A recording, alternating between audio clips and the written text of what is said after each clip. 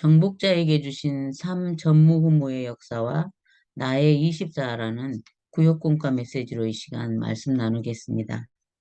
우리가 특별히 산에서 기도하거나 금식하는 그런 일들은 우리에게 도움이 되지만 산에 가서 기도해야만 하는 것은 다른 때도 기도가 안 되기 때문에 그렇습니다.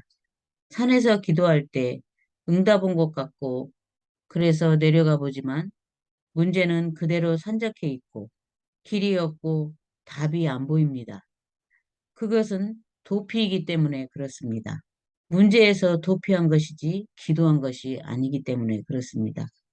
소리를 질렀으니 속은 시원하겠지요. 소리를 질렀으니 딱 속 시원한 그 정도입니다. 다른 때 기도가 되지 않기 때문에 그렇습니다. 금식을 해야만 기도되는 것은 기도가 안 되기 때문에 그렇습니다. 예배 때 너무 힘들고 힘든 상태에 오면 은혜를 받습니다. 위로가 되고 힘이 나고 그럴 수 있습니다. 평소 때 기도의 축복 누리다가 예배하러 왔다면 다를 것입니다. 그래서 24 해야 하는 이유입니다. 평소 때 기도의 축복을 누린다면 엄청난 반대의 일이 일어납니다. 문제가 두렵지 않습니다. 평소 때 염려를 계속하면 별일 없지만 큰 문제가 옵니다. 착한 사람은 혼자만 참고 고생하는 사람은 병에 걸립니다. 24는 어떻게 하든지 굉장한 힘이 생깁니다. 그래서 평상시의 것이 중요합니다. 다니엘은 죽게 됐는데 다니엘 6장 10절에 보면 전에 하던 대로 윗방에 올라가 기도했습니다. 갑자기 기도한 것이 아닙니다. 늘 24 기도 속에 있었습니다. 다니엘은 계속 기도의 축복을 누렸습니다. 이럴 때 우리는 정복자가 될 수 없지만 그 축복을 누려서 전무후무한 응답이 옵니다. 이런 사람은 주일날 예배 때 못 들으면 큰일 나는 그런 일이 벌어집니다. 우리는 예배를 아무렇지도 않게 생각하면 안 됩니다. 한번 빼먹는 거, 지각하는 거, 예배 시간에 가스불 껐는지 안 껐는지, 자녀가 밥은 먹었는지 안 먹었는지, 자녀가 일어났는지, 예배 시간에까지 와서 이런 생각하고 있으면 목사님 말씀에 집중할 수가 없습니다. 예배 시간까지 왔다면 이 모든 생각들, 그런 것들은 다 내려놓고 오직 말씀 속으로 집중하기를 바랍니다. 그래서 딴 생각하는 것이 큰일 나는 일인데 이것들을 아무렇지도 않게 생각하면 안 되기 때문에 24 예배 시간에까지도 24 기도해야 되는 이유입니다. 그러나 늘 24 누리고 전무후무한 답을 가진 사람은 다음 주에는 어떤 메시지가 나올까 기대하게 됩니다. 어떤 메시지가 나오는지도 알게 됩니다.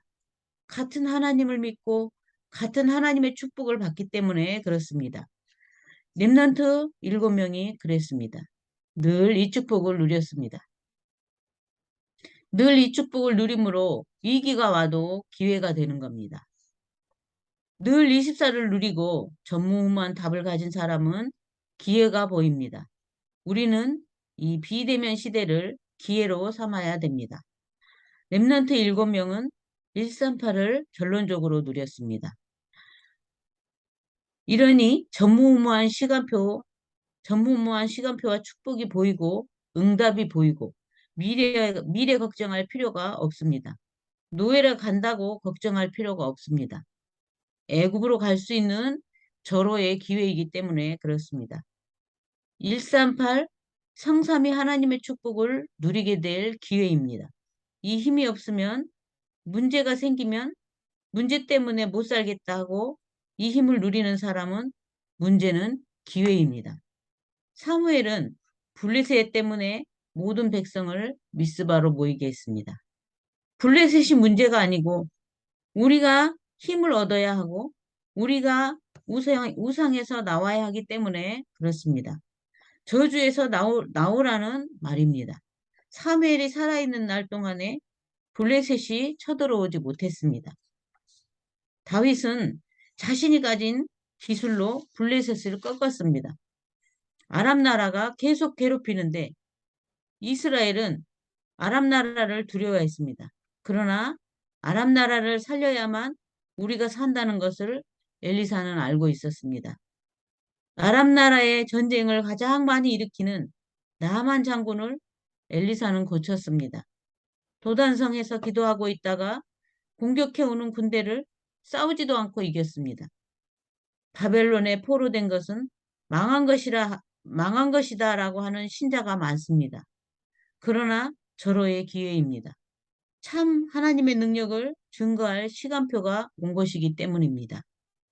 그래서 다니엘은 뜻을 정했습니다. 새 청년이 에스더가 그랬습니다. 훌륭한 사람들은 이 비밀을 모릅니다. 138을 모를 때는 불신자와 똑같습니다. 불신자와 똑같기만 한 게 아니라 사단의 심부름을 합니다. 우리가 영적 파워를 가지고 있으면 사업이 문제가 되지 않고 하나님이 어떤 일을 벌이실지 아무도 모릅니다. 죽음도 삶도 만남도 모든 것이 하나님의 손에 있기 때문입니다. 시간표가 보이고 어떤 응답이 오는지 보입니다. 하나님의 준비하심이 보여집니다.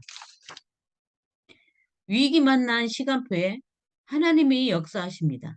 그것이 마가다락방입니다.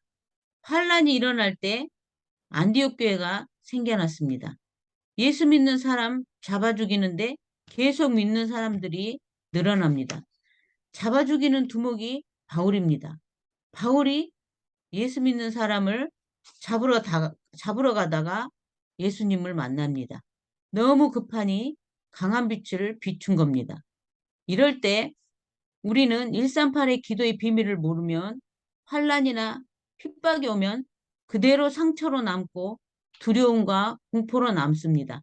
그러나 138의 비밀을 아는 사람은 이 빛을 비춰서 예수님을 만난 바울처럼 환란 만난 초대교회처럼 기회로 삼고 또 세계 선교의 문이 열리고 전도의 문이 열리고 모든 문들이 다 열리는 기회가 되는 것입니다. 사람들이 볼 때 예수 믿는 사람 잡으러 다니던 사람이 예수 믿고 전하러 다니는 겁니다. 바울을 죽이는 팀이 구성됐습니다. 이때 모든 성교의 문이 다 열리고 영적 힘 얻어서 몸에도 신경도 모든 것이 살아납니다. 주로 세 가지가 응답이 오는데 예배 때 절대 언약이 보이고 가야 할 길이 보이고 절대 여정이 보입니다. 꼭 가야 하는 목표를 알게 됩니다. 헤매지 않고 절대 가야 하는 길을 가게 됩니다. 성전 위에서 본격적으로 우리가 24 기도해야 되는 이유입니다. 우리 교회는 전도운동하는 교회로 237 치유 서밋할 교회로 하나님의 절대 언약이 들어있음을 아는 교회입니다. 우리는 먹으러 다니고 놀러 다니고 이러는 데는 최선을 다합니다. 그러나 주를 위해서는 헌신하지 않습니다. 이제는 주를 위해 헌신할 때입니다. 그렇다면 영적 축복과 영적 상태, 영적 미래는 뭘까요? 하나님은 나를, 우리 교회를, 우리의 업이 전무후무하도록 만드십니다. 전무후무한 답을 가지고 계속 24 기도하면 오는 축복들입니다. 어려움 같으나 오히려 시간표입니다. 핍박하니 이것이 선교의 문이었습니다. 전무후무를 어떻게 그럼 찾아야 할까요? 로마서 16장 25절 27절에서 전무후무한 답을 찾으면 됩니다. 내가 꼭 해야 할 것이 무엇인지를 찾아야 합니다. 이것이 우리에게 주신 이면 계약입니다. 나는 식주인, 나는 전도자, 나는 전도자를 보호하는 보호자, 나는 평생 전도자를 돕는 동력자가 될 거야. 이것이 로마서 16장의 인물들입니다. 이 축복을 우리 성도님들이 누렸으면 좋겠습니다. 다 같이 기도하겠습니다. 하나님 감사합니다.